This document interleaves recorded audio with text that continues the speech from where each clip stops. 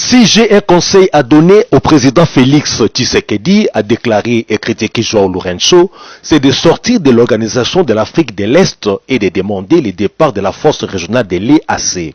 Cette force risque de se retourner contre lui et surtout pour le plus grand malheur du peuple congolais. Il faut investir dans l'armée congolaise maintenant que le Congo n'a plus d'embargo concernant l'achat des armes.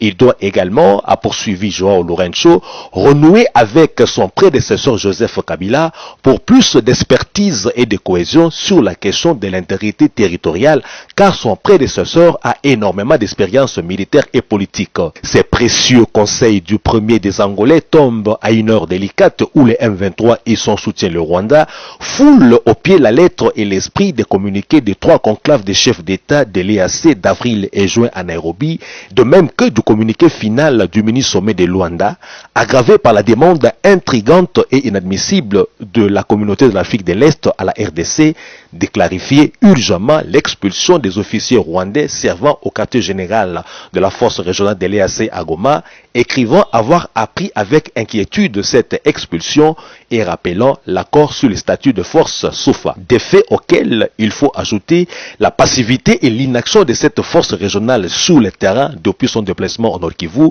et la sourde oreille rwandaise aux appels allemands, européens, américains et autres à cesser tout soutien militaire et logistique au M23 qui ne cesse de lancer des offensives pour conquérir plus de localités dans le Nord Kivu et jeter son dévolu sous la prise des Goma.